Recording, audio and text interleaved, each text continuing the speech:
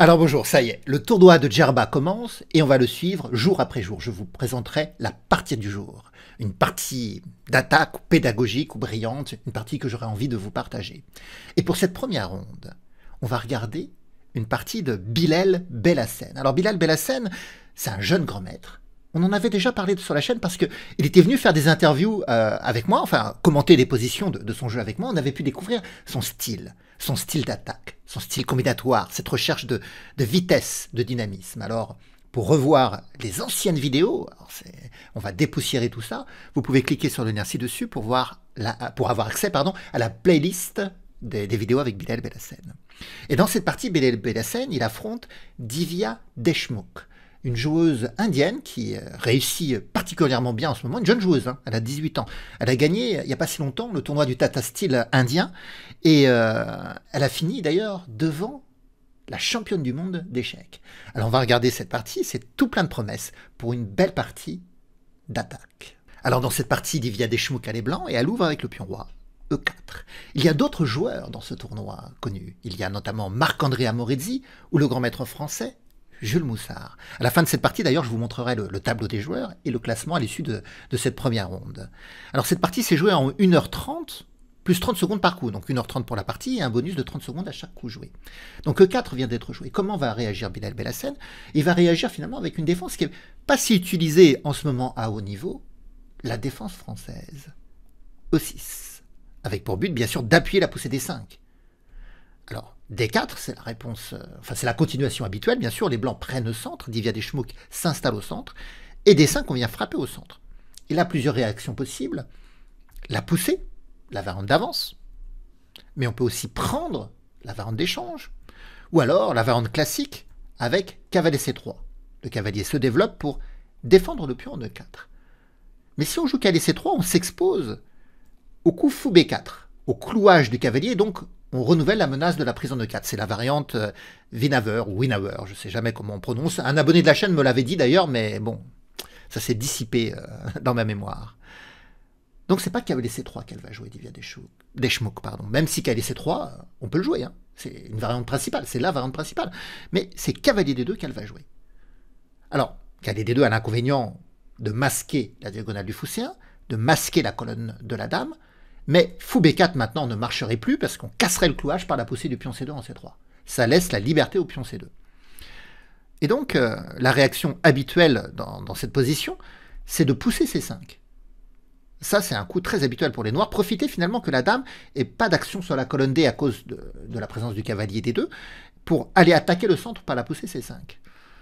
On a aussi cavalier F6, le développement du cavalier pour continuer l'attaque sur E4 qui est souvent joué. Mais là, Bilal Belhassen, il a certainement envie de sortir Divya Deshmukh de sa préparation théorique et va jouer un coup un peu plus rare qui consiste à jouer fou E7. Un coup de développement, somme toute, assez modeste, mais pour perturber les connaissances théoriques de Divya Deshmukh. Alors Divya, que joue-t-elle? Elle joue cavalier F3, elle se développe. Cavalier F6 avec l'attaque de 4 et maintenant la poussée en E5 avec gain de temps puisque ça repousse le cavalier. Le cavalier vient en D7. Le fou s'installe en D3. Donc pour l'instant, les blancs ont obtenu un avantage d'espace central avec la présence du pion en E5. Des promesses d'attaque à l'aile roi avec ce fou qui vise H7, dans le cas où le roi noir ferait par exemple le petit roc. Mais le centre est bloqué. Le centre est fixé. Et quand le centre est bloqué, le jeu se décale sur les côtés. Alors on vient de dire que les blancs peut-être voudraient-ils projeter une attaque à l'aile roi. Mais les noirs, ils peuvent contre-attaquer à l'aile dame par cette poussée C5. Et donc C5 est joué. Alors C3 en côte solide, c'était tout l'intérêt d'ailleurs de garder liberté de mouvement au pion C2, de ne pas obstruer en mettant un cavalier en C3 par exemple. Là on peut jouer C3. Les noirs jouent cavalier C6, on renforce la pression sur D4, 2 attaques pour 2 défenseurs. Mais bon, pour l'instant ça tient, donc petit roc. Et là, un coup, si on ne connaît pas, c'est difficile à trouver. D'ailleurs, j'ai tiqué quand j'ai vu le coup joué par Bilal Belhassen. Je me suis dit, tiens, pourquoi il joue ça? Et puis, bon, après, j'ai trouvé, bien sûr.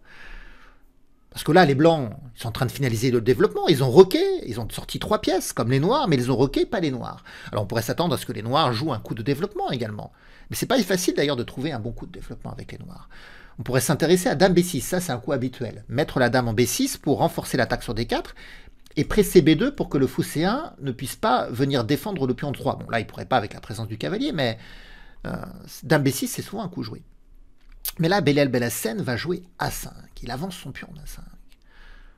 On pourrait se demander pourquoi. Ça va s'éclaircir au coup suivant. Regardez. Alors Divya Deschmuck elle joue ici tour E1. La tour sur la colonne où il y a un peu d'espace, parce que parfois la tour peut passer en E3 et naviguer sur la troisième rangée pour rejoindre l'attaque à l'aile roi, mais surtout ça libère la case F1. Pour le cavalier, parfois, libérer le fou C1 et le cavalier, par exemple, rebondir en G3, puis aller en H5, commencer à attaquer la structure de pion des noirs à l'aile roi. Donc tour 1 est joué. Et là, Belal Belhacen, il prend D4. Il prend D4, et maintenant dame B6 avec cette double attaque sur D4. Et maintenant on va comprendre l'idée du pion A5. C'est que si les blancs veulent défendre le pion D4 par cavalier B3, ça ne marche pas parce que le pion A5 peut aller en A4, repousser immédiatement, illico presto, ce cavalier. Alors, comme Divya Deschmuck ne peut pas jouer cavalier B3, va devoir jouer dame A4 pour fixer le pion A et défendre D4. Mais du coup, l'éloignement de la dame sur l'aile dame fait planer moins de menaces à l'aile roi, bien sûr. En parlant de l'aile roi, celui qui va attaquer à l'aile roi, c'est pas forcément le joueur à qui on pensait. On pensait que Divya Deschmuck avait quelques atouts pour attaquer l'aile roi. Le pion central E5 qui contrôle l'espace, le fou qui vise en direction de l'aile roi. Mais c'est mal connaître Belal Belhacen, qui est un joueur d'attaque. Vous l'avez vu certainement si vous avez regardé les petites vidéos que je tournais avec Belal Belhacen où il commentait ses positions d'attaque.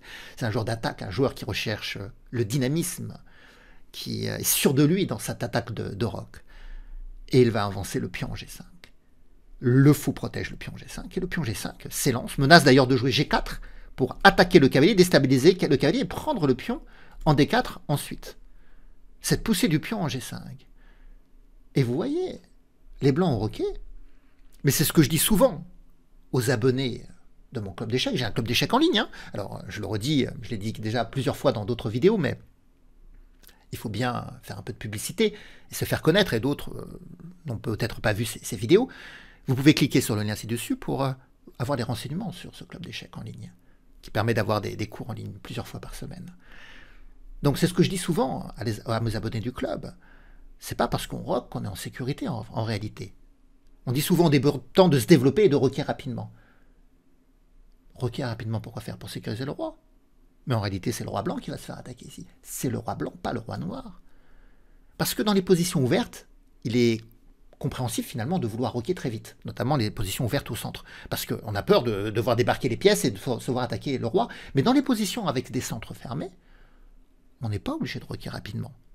D'ailleurs, là, le centre est bien fermé, bien bloqué, donc le roi noir, finalement, il est relativement en sécurité pour l'instant en E8. Par contre, les noirs, eux, n'ont pas leur pion de l'aile roi bloqué. Par contre, les pions centraux qui sont bloqués, les pions de l'aile roi des noirs ne sont pas bloqués, donc ils peuvent se lancer à l'attaque. G5, il peut y avoir aussi H5, G4 qui repousse le cavalier, H4, G3 qui va détruire les parois défensives du roc blanc. Et donc finalement, celui qui a roqué, enfin celle qui a roqué, Divya Deschmuck, c'est celle qui va se faire attaquer. Son roc. G5. Alors, elle a répondu assez rapidement, là. Elle a joué H3. Mais évidemment, vous l'avez compris, H5 arrive. Avec la menace maintenant de jouer G4, de repousser le cavalier. En cas de prise, ça attaque le cavalier, mais ça ouvre également la colonne H. Et là, elle tic. Elle prend du temps. Elle va prendre une dizaine de minutes, je crois, je me souviens. Presque une dizaine de minutes pour jouer son coup, ce qui est beaucoup quand même, hein. Vous qui avez certainement l'habitude de jouer en ligne, est-ce que vous avez réfléchi une dizaine de minutes sur un coup? La plupart du temps, non, parce que vous jouez parfois des parties en moins même de 10 minutes. Donc elle réfléchit. Elle réfléchit et elle va jouer G4. Elle a trouvé ce seul coup finalement pour bloquer le pion G5 et garder la présence du cavalier en F3. Même si sur G4, bien sûr, il y a l'échange en G4 et ça ouvre la colonne H. Bon. Cavalier F8 est joué. Et attention, parce que cavalier F8, il y a plusieurs idées à ce coup de cavalier F8. Il peut se recycler. Il est en train de se recycler d'ailleurs le cavalier vers l'aile roi, peut-être venir en G6 pour venir en F4 ou en H4. soutenir l'attaque et changer quelques défenseurs des blancs. Mais surtout, il libère la case D7 pour mettre le fou en D7. Et lorsque le fou sera en D7, la position de la dame en A4 sera intenable. On menacera par exemple cavalier prend E5 avec le fou qui attaque la dame. Et donc là, elle réfléchit encore. Et Divya Deschmuke va mettre maintenant 20 minutes, presque 20 minutes pour trouver le coup qu'elle va jouer. Elle recule, elle joue dame D1. Elle ne reste pas en A4, elle comprend que fou D7 de toute façon sera intenable pour elle, donc elle prend les devants, elle s'en va, elle essaye de ramener sa dame vers l'aile roi, en D1. Alors vous allez me dire, oui mais ça perd le pion D4 du coup. Et Bilal Belhassen ne va pas le prendre tout de suite, le pion D4. Il va attendre une meilleure opportunité, parce que s'il prend D4 maintenant, par exemple, cavalier prend D4, cavalier prend D4, dame prend D4, qu'est-ce qu'avait prévu Divya Deschmuke? C'est de repousser la dame par cavalier B3, faire en sorte que la dame s'en aille, puis jouer fou E3 encore pour la repousser. Certes, les blancs ont perdu un pion, mais finalement, ils arrivent à finaliser leur développement, à se déployer, ça les décongestionne, vous voyez. Ça, on redonne la case à la tour C1, les pièces reprennent de la hauteur, et Bilal Belhassen n'est pas du tout du genre à donner un peu d'initiative à l'adversaire, à vouloir libérer finalement la position de l'adversaire. Ça ne l'intéresse pas de gagner un pion si c'est pour libérer le jeu adverse. Donc, dans la position, puisque le pion D4 de toute façon ne peut pas vraiment être défendu, pourquoi? Parce qu'on rappelle que sur cavalier B3, il y aurait la poussée à 4. Pourquoi se presser à prendre le pion D4? Non, il va jouer fou D7. Il va jouer fou D7 ici. Donc le cavalier vient en F1. Et maintenant, si le fou bouge, il y aurait une vraie protection du pion en D4. Donc il y va. Maintenant, il prend. Cavalier prend D4. Et la variante que Divya Deschmuke avait pu prévoir avant ne marche pas ici, en fait. Là, Divya Deschmuke va s'emparer du pion en G5. C'est pour ça, d'ailleurs, aussi qu'elle a joué cavalier F1 pour attaquer le pion en G5. Et elle va prendre le pion en G5, parce que si elle prend le cavalier en D4, la dame reprend. Et cette fois-ci, fou E3 ne marche pas, ça permettrait de faire dame prend E5. Dans la variante précédente, rappelez-vous, il y avait le cavalier en D2 qui venait en B3 chasser la dame, la tour protégeait le pion de 5 et la dame devait reculer, et fou E3 arrivait après. Donc là, on n'a pas moyen de jouer fou E3 tout de suite, en fait. Donc, dans la position, les blancs prennent en G5. Et là, j'ai adoré le coup de Bilal Belhassen. J'ai adoré. Pourtant, c'est pas le coup le plus intuitif. Et je vais vous inviter à le chercher d'ailleurs. Qu'est-ce que vous allez jouer dans cette position si vous aviez les noirs? Alors, vous pouvez mettre la vidéo sur pause, à tout de suite. Alors, qu'a joué Bilal Belhassen? Avant de vous dévoiler ce qu'il a joué, on peut parler du coup tour G8. Tour G8, en réalité, c'est un bon coup. Un coup que le module d'analyse, mon ordinateur, propose dans les coups principaux, en fait. Si vous avez pensé à tour G8, vous n'êtes pas dans le faux, vous êtes dans le vrai. C'est un bon coup. Avec la double attaque sur le cavalier, l'attaque sur G4 derrière, le vis-à-vis avec le roi, c'est pas évident. Certainement, il va falloir bouger le cavalier. En tout cas, on ne peut pas jouer F4 pour le soutenir, parce que ça ouvrirait la diagonale de la dame sur le roi, et on aurait cavalier E2 double échec. Donc, le roi doit bouger, roi G2 par exemple. La dame peut arriver en G1 sous la protection du cavalier. Si le roi part sur la colonne H, il y aura tour H8. Si le roi part en F3, cavalier T4, mat. Échec et mat, cette position. Donc, on s'aperçoit que le coup tour G8 ici, c'est un bon coup. Après, les blancs ne vont pas jouer F4, ils vont bouger leur cavalier. Dans la partie, c'est pas le tour G8 qu'a joué Bilal Belhassen. Il a joué dame D8. Dame D8. Méfie-toi de celle qui recule. Peut-être prend-elle de l'élan.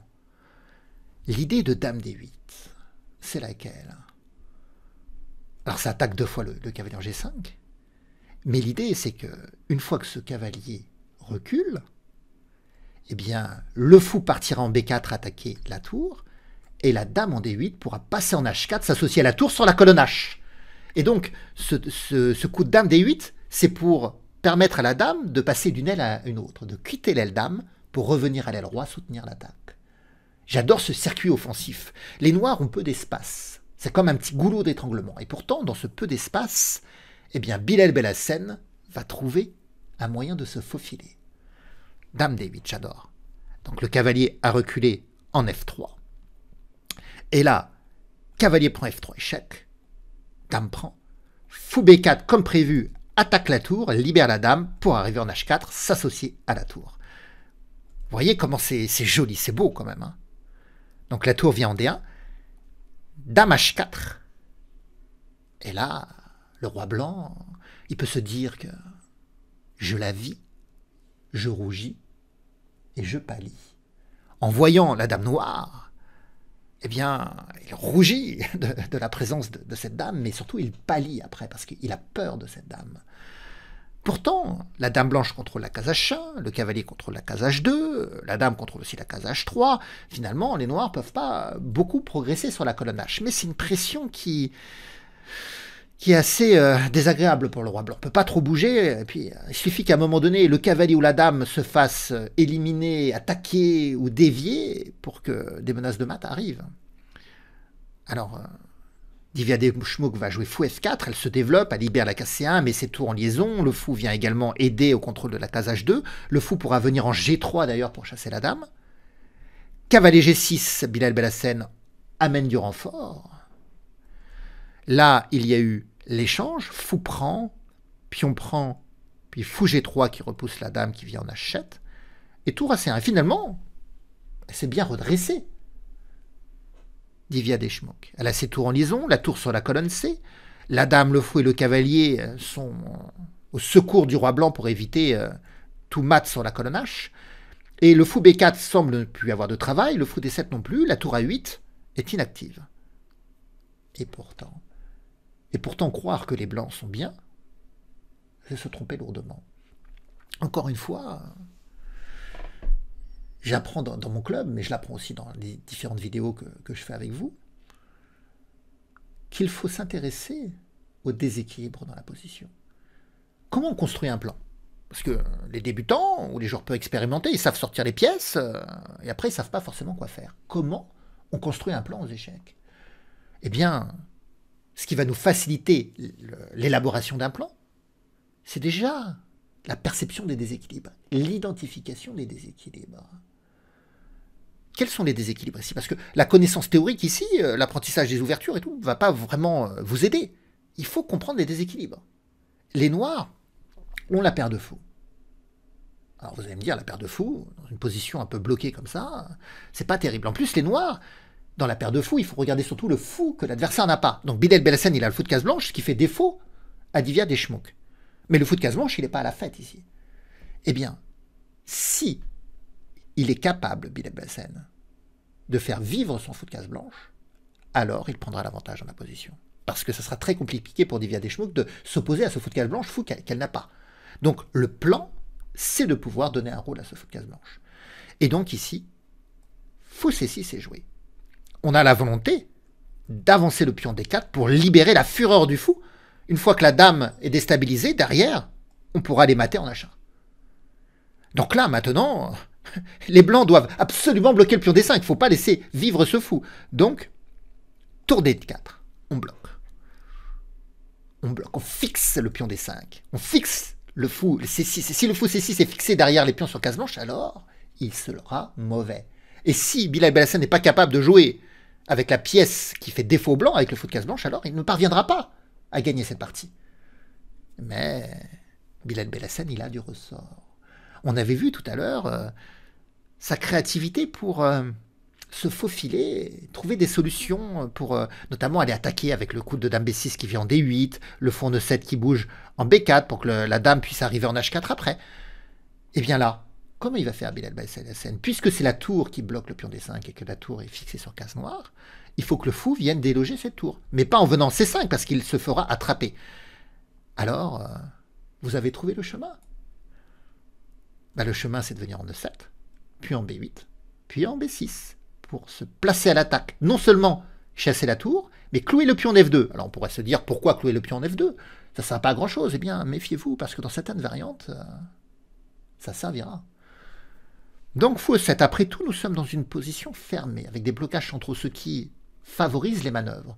Généralement, de telles manœuvres assez longues ne peuvent pas être effectuées dans les positions ouvertes. On n'a pas le temps. Mais dans les positions fermées, on a le temps. Surtout que les blancs ont des contraintes. Ils ne peuvent pas bouger les pièces comme ils le voudraient à cause des contraintes sur la colonne H. Le cavalier se redéploie en E3. Fou D8. avec la menace fou B6. Dame G2 a été jouée. Et là, un coup précis. J'étais étonné parce que moi j'aurais joué fou B6 très vite, mais Bilal Belhassen, il est très précis et en analysant avec l'ordinateur, il va jouer le meilleur coup. Il va d'abord jouer le pion en G5. Avant de jouer fou B6, il a raison, il faut le faire. Sur fou B6 immédiatement, la tour pourrait d'ailleurs aller en F4. Là donc il va jouer G5, il va fixer un peu la position blanche et priver les blancs de cette case F4. Le cavalier est venu en F1. Bon. Ici, que va faire donc Bilal Belhassen? Il va jouer fou B6 comme prévu. Alors, j'hésitais un peu parce que j'ai du mal à comprendre où elle veut en venir avec son cavalier Divya Deschmok. Mais bon, dans la position, elle a peu de coups en réalité. Donc fou B6, la tour recule en D2. Et la présence du fou C6 d'ailleurs permet de faire grand roc. Parce que là, on se disait, oui, on a joué fou B6, on en avait parlé pour chasser la tour et permettre de jouer D4. Mais là, ça ne marcherait pas. Parce que si vous jouez D4, vous pensez bien que la joueuse indienne va se jeter sur le sacrifice de qualité. Tour prend fou. Parce qu'après, pion prend, la dame va débarquer en C6, le roi n'a pas d'abri, le fou est attaqué, la tour est attaquée, le pion aussi s'est attaqué. Et là, c'est un désastre. Trafalgar pour Bilal Belhassen. Il ne peut pas accepter ça. Donc, oui, il a la volonté de jouer D4. Mais pas maintenant. Il va d'abord faire grand roc, ce qui va permettre à la tour d'ailleurs de se joindre à l'attaque à l'aile roi. Tour DC2, là, elle s'apprête à sacrifier en C6, elle attend que ça. Hein. Mais dame D7 vient solidifier. Bien sûr, la dame quitte provisoirement la colonne H, mais c'est pour la bonne cause. Cavalier en H2, le roi se retire de la colonne C et décloue le fou en C6. Dame F3, et toujours pareil, D4 n'est pas joué parce qu'on va se prendre un sacrifice de qualité en C6. Donc tour C8 pour vraiment consolider et ne laisser aucun contre-jeu, aucun espoir. Et maintenant D4 va arriver parce que le fou C6 est bien protégé par le pion, par la tour et par la dame. Donc D4 va arriver. Alors Divya Deschmok anticipe la poussée D4 et joue dame A3. Elle se retire de la diagonale et prépare dame D6 pour provoquer l'échange des dames. Et c'est là que Bilal Belhassen va exploiter le clouage du pion en F2. Il joue tour H3. Un coup à double idée, ça libère la case H8 pour l'autre tour, pour s'associer sur la colonne, avec peut-être plus tard la dame en H7 qui viendra. Mais ça menace immédiatement tour prend G3. Enfin, non, pas immédiatement, parce que la dame pourrait reprendre. Mais ça désamorce l'idée de Divya Deschmok d'aller échanger des dames, parce que sur dame D6 échec, il y aurait l'échange des dames, et comme la dame n'est plus en A3 pour protéger le fou, alors tour prend, et le pion est cloué. Les noirs gagnent une pièce et gagneront cette finale. Donc du coup, après tour H3, elle ne peut pas aller échanger les dames par dame D6. Et donc roi G2 est joué. Et là, maintenant, dame H7. Cavalier F3, attaque le pion G5. Mais tour H8. Donc là, on a triplé sur la colonne. Et cavalier prend G5 ne marche pas. Pourtant, on a envie de faire cavalier prend G5, ça attaque la dame, ça fait la fourchette sur la tour. Bon, d'une manière anecdotique, ça attaque le pion de 6, mais c'est le coup qu'on a envie de jouer, mais ça marche pas en fait. Hein. D'ailleurs, Divya Deschmok ne va pas faire cavalier prend G5, elle va jouer dame D6, donc on va en parler après. Mais regardons ce qui serait produit sur cavalier prend G5, bien sûr. Sur cavalier prend G5, on peut avoir tour H2 échec, et en réalité, la prise de la tour n'apporte rien, mais on n'a pas envie de jouer roi F3 non plus, parce qu'on est sous le viseur du fou, il y a la colonne ouverte, on subirait une attaque de toute manière. Donc dans la position, par exemple sur fou prend, il faut regarder quand même, dame prend échec, roi F3, dame prend E5, ça attaque le cavalier, le roi est toujours sous le viseur du fou, si le cavalier est déstabilisé, la tour peut arriver, par exemple sur cavalier F7 qui fait la fourchette, on aurait déjà dame F6, contre fourchette, on gagnerait le cavalier en attaquant le cavalier et le roi, mais le mieux c'est de faire l'assaut contre le roi blanc. Après tout, toutes les fortes pièces blanches sont sur l'autre aile.